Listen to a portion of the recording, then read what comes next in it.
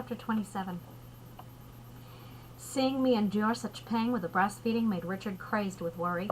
He begged me to stop and to switch in to formula feeding. I wouldn't hear of it and endured, but not without reliving the same argument for nearly 2 months while I felt my nipple being sucked off my body. I soon associated breastfeeding with anxiety, and waves of pain shot through my shoulder. It felt like a knife sliced through my arm and peeled my skin from my body. Anne drank my blood with my milk, which the doctors confirmed was okay, but the lack of support from my husband and the arguments added to the stress and isolated me. I don't think I blamed him. Feeding my daughter was literally a mini torture session. I had to relive every 2 to 4 hours while my husband watched me cry and bite back the screams. The experience secured a rift between us that would remain to the end of the marriage. When times got tough, Richard's first reaction was to quit. I had planned to breastfeed Anne for 1 year. I was 22 and had gone back to dancing. My figure had settled down to 110 pounds, and I no longer looked like a skeletal dancer made of muscle and bone. But by June 2003, I had another problem arise that landed me in the hospital for nearly 5 straight weeks.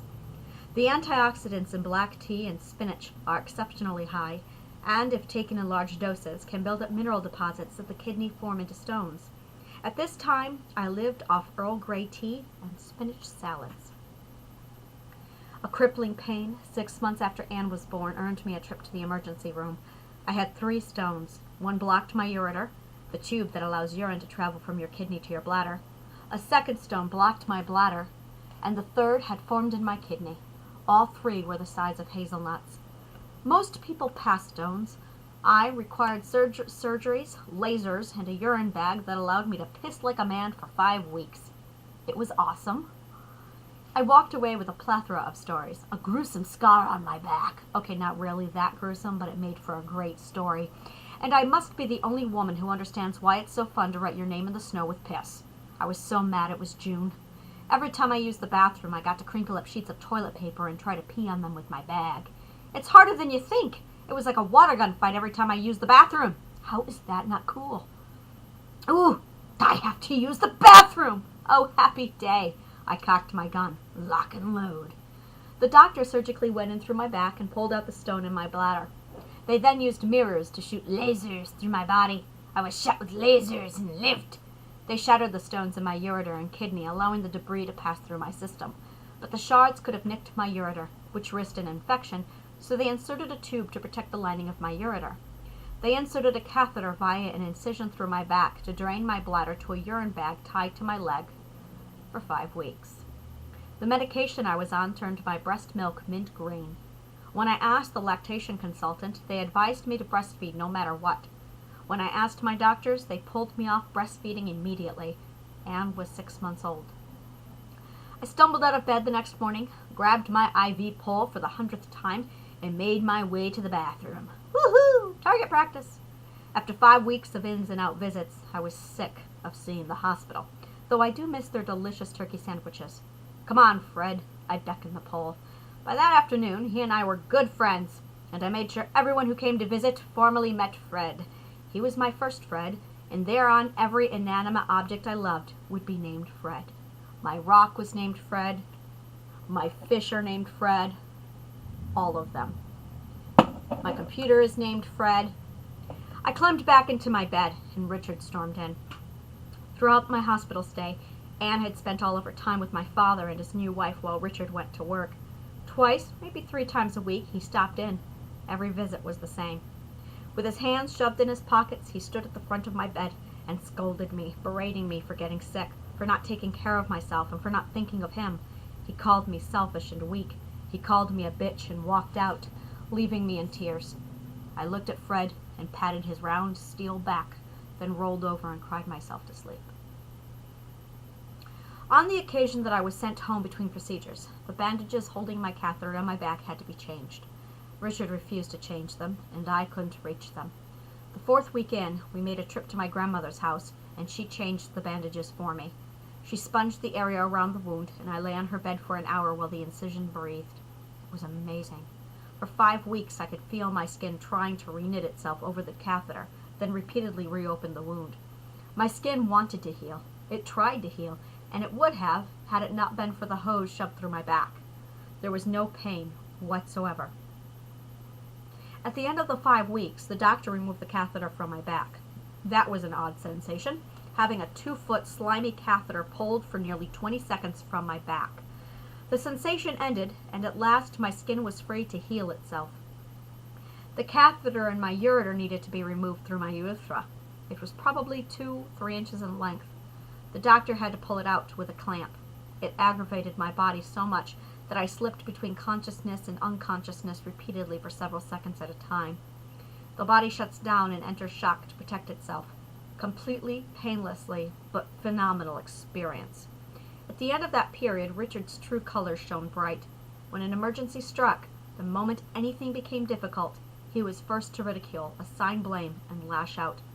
If the situation continued to be difficult, he would bail. Unfortunately, life is almost always difficult.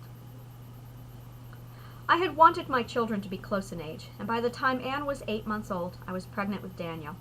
This was the best Richard and I would be. He was happy, I was doing well, for me, and life was decent. 4 months into my pregnancy with Daniel, Richard lost his job.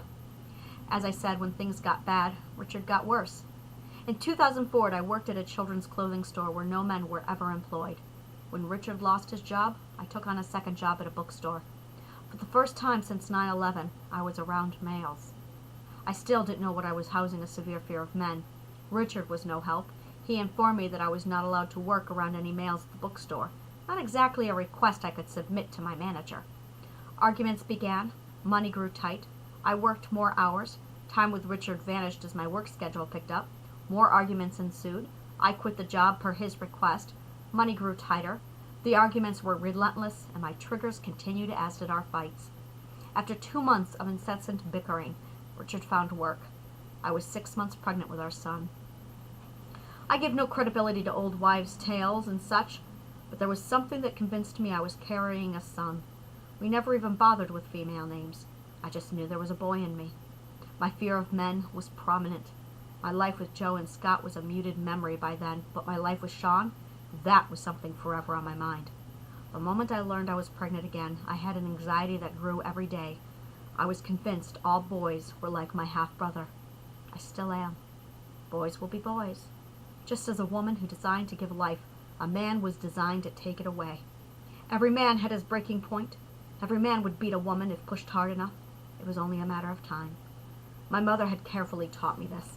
I saw Daniel viciously beating Anne just as Sean had beat me. I saw me having no idea how to stop it or prevent it. I didn't even know what a son needed from a mother. From what I could see, my brothers had no need for my mother. The only male in my life who had a loving mother was Richard and my father, both of whom lacked the ability to articulate an answer to my question. I had 9 months to get an answer and searched the libraries, desperately hunting for the answer to my question. Problem was, I had no idea where to find such an answer.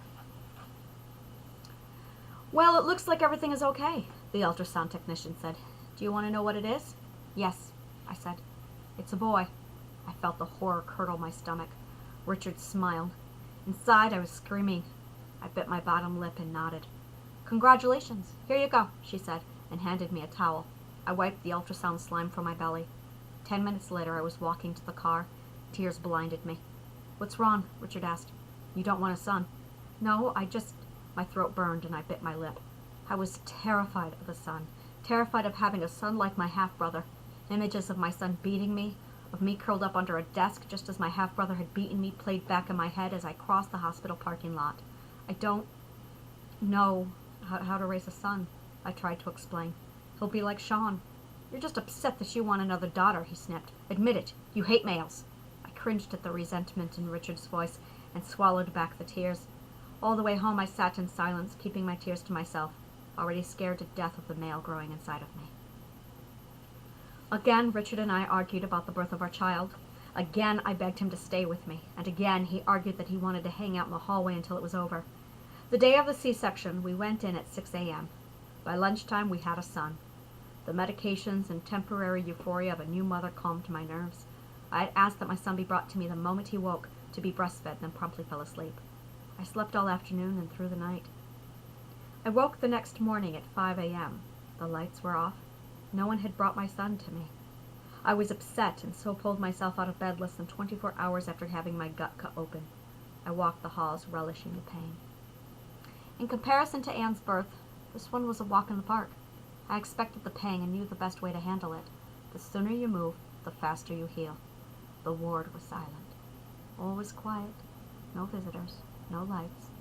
I made my way to the nursery and gazed down at my boy. He was born jaundiced, which is normal. They had him in the bilirubin lights, and he had slept the whole night through. I smiled and gazed at his little fingers, his little hands. I tried to imagine him beating my daughter, and my worries flooded back. It had been 9 months, and I still had no answer.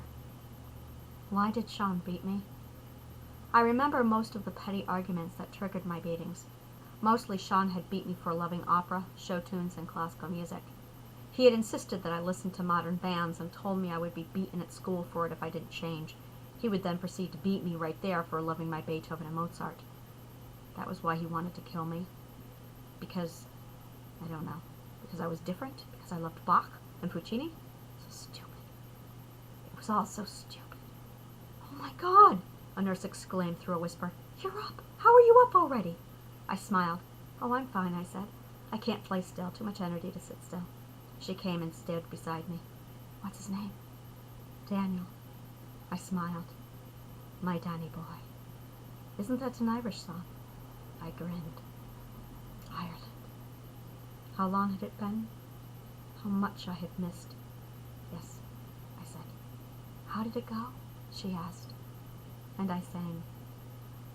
My Danny boy, the nights are glowing, from glen to glen, and down the mountain side. The sun is gone, and all the roses falling. It's you, must go, and I must fall.